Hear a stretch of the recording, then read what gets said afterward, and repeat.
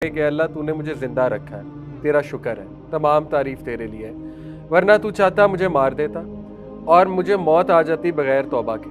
तो तूने मुझे एक और दिन दे दिया इस्तिग़फ़ार करने के लिए कि दूसरों को माफ़ करने से अल्लाह ताला आपको गिना देता है, रिचनेस ऑफ द हार्ट देता है, आपको इंडिपेंडेंट करता है। आपने बच्चों को ये सिखाना है कि अल्लाह ताला का अदब भी है बहुत ज़्यादा, अल्लाह से मोहब्बत भी है और अल्लाह रब्बुल आलमीन का फ़ियर भी है कि अपने बच्चों का अकीदा स्ट्रॉन्ग बनाएं बचपन से, ताकि आगे जाके उन्हें कोई लॉस आए, ठोकर मिले, रिग्रेट आए तो उनका अकीदा स्ट्रॉन्ग। अगर आप सिर्फ एक ही चीज़ सिखा देंगे कि नहीं Allah is only loving loving loving, Allah सिर्फ मोस्ट लविंग है, तो फिर बच्चा हो सकता है वो कैजुअल ले कि अल्लाह तो इतना लविंग है, हर चीज़ को लेट गो कर दे। तो बच्चे को सिखाना है हॉरोस्कोप्स पे बिलीव क्यों नहीं करना, ठीक है, सब अल्लाह की तरफ से होता है। सितारों का क्या रोल है हमारी लाइफ, सितारे क्या करते हैं। मोमिन पे जब गम आता है या बहुत डिप्रेशन आती है तो उसकी जड़ नहीं हिलती, उसके पत्ते झड़ जाएंगे। मैक्सिमम क्या होगा, फ्रूट गिर जाएंगे, कुछ पत्ते झड़ जाएंगे, ऐसे दरख्त। वो जो शेख थे स्कॉलर, उन्होंने एक स्टोरी सुनाई एक औरत की।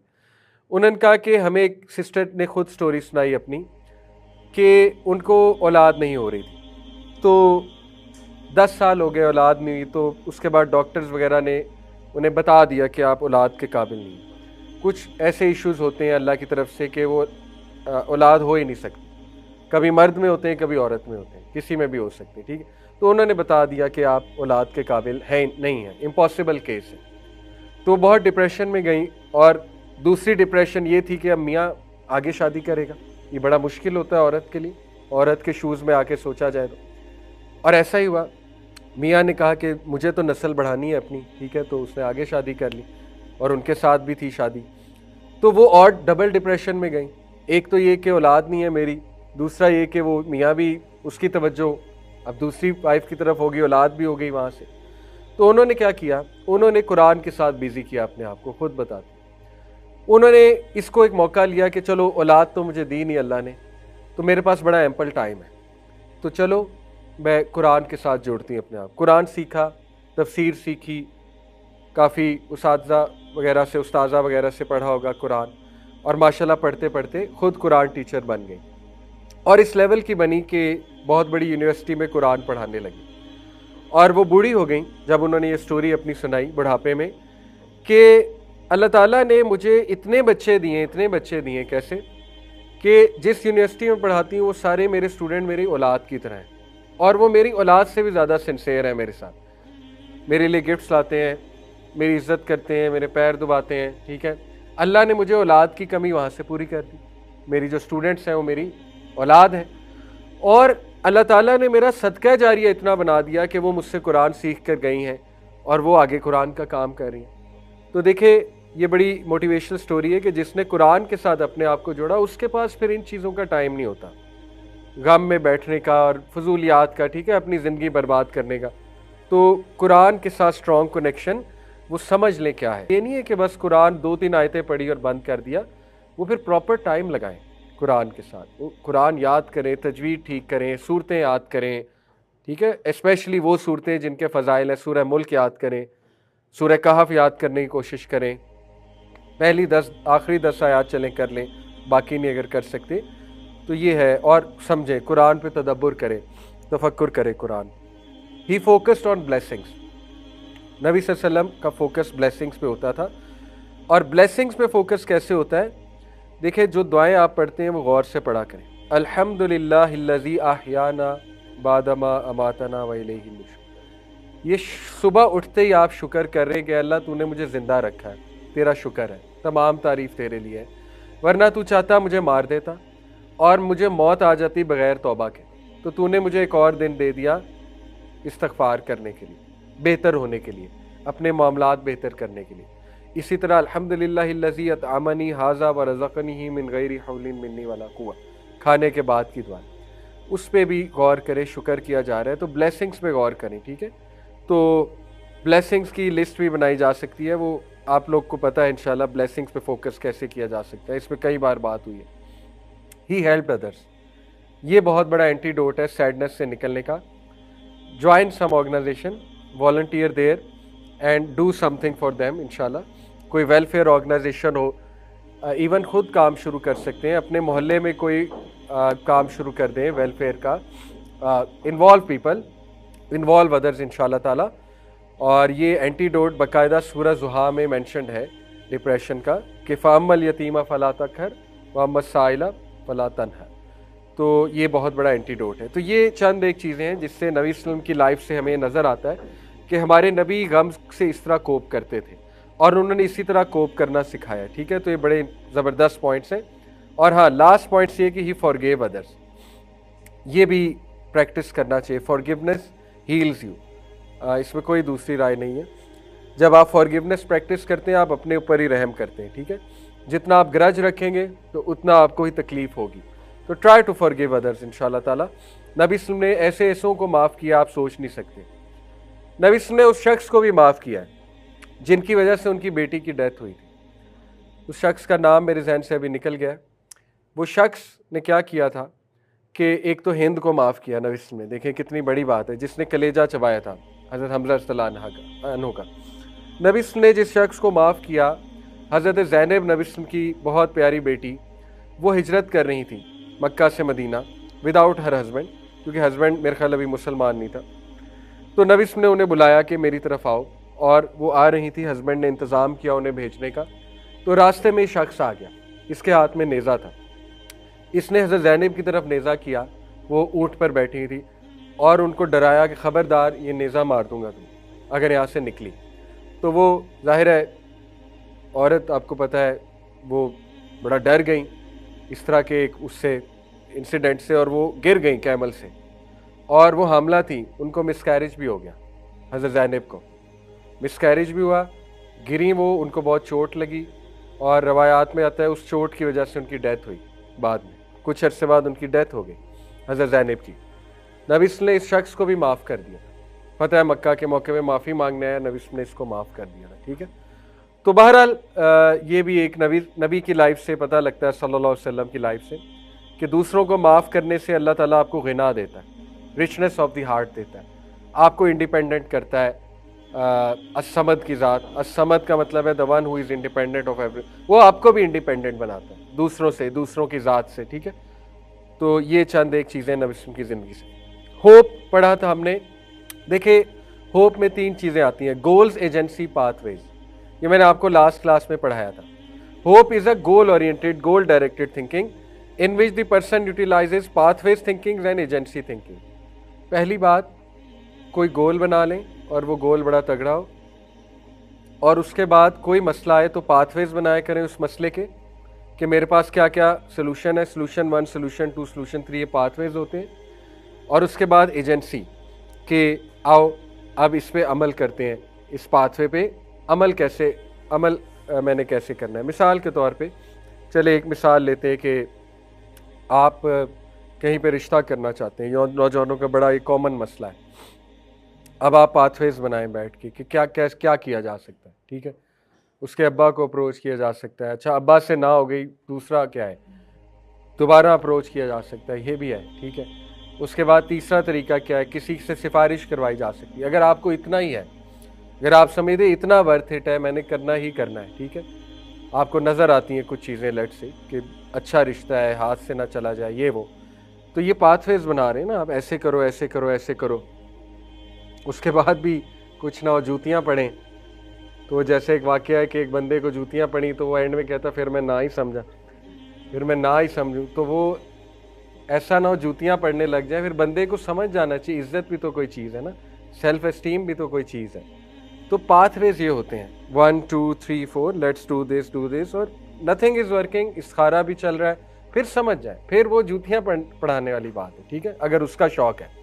एजेंसी है कि वो अमल करो उस पर। इसी तरह you want to study somewhere, तो उसके पाथवेज बनाएं, कैसे अप्लाई करें, क्या करें, नहीं होता तो फिर उसकी दूसरा कोई पाथवे बनाएं इंशाल्लाह। तो ये प्रैक्टिस किया करें, it's a good thing. Okay, उसके बाद इस्लामिक साइकोथेरेपी की बात भी कर लेते हैं, just before we wind up this topic. ये जो इस्लामिक साइकोलॉजिस्ट होते हैं, वो ये चंद एक चीज़ें बताते हैं किसी को काउंसल करने के हवाले से, या ख़ुद आप अपने आप को काउंसल कर सकते हैं इस तरह से साइकोलॉजी से मैंने आपको लास्ट क्लास में आपको याद होगा बताया था 4 जो पर्सपेक्टिव हैं, ह्यूमनिस्टिक, साइकोडायनेमिक और कॉग्निटिव और चौथा कौन सा था, बिहेवियरिस्ट। वो आई होप आपको याद होंगे। बिहेवियरिस्ट स्कूल ऑफ थॉट ये है कि अपने एनवायरनमेंट को चेंज करें, ठीक है, ताकि आपका एनवायरनमेंट मूड को बहुत अफेक्ट करता है। इसी तरह साइकोडायनेमिक है कि अपने ट्रॉमास को हील करें, try to heal your traumas इंशाल्लाह, ask Allah to heal you, childhood traumas whatever, यानी डीप जाए। इसी तरह कॉग्निटिव था, सोच को बदलें। चौथा जो था ह्यूमनिस्टिक, वो है कि विल पावर और अपने सेल्फ एस्टीम और कॉन्फिडेंस को जगाएं। तो ये अब इस्लामिक साइकोलॉजी क्या कहती है?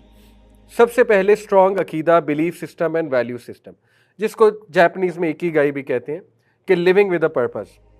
देखिए, अपने बच्चों का अकीदा स्ट्रॉन्ग बनाएं बचपन से, ताकि आगे जाके उन्हें कोई लॉस आए, ठोकर मिले, रिग्रेट आए, तो उनका अकीदा स्ट्रॉन्ग अकीदा में मोटी मोटी क्या चीज़ें आती हैं? सबसे पहले अल्लाह का तगड़ा तारुफ, ठीक है, अल्लाह कौन है, अल्लाह ताला जो है वो, देखिए ये ट्रेनिंग बचपन से होती है। आपने बच्चों को ये सिखाना है कि अल्लाह ताला का अदब भी है बहुत ज़्यादा, अल्लाह से मोहब्बत भी है, और अल्लाह रब्बुल आलमीन का फियर भी है। ये तीनों चीज़ें सिखानी, ठीक है।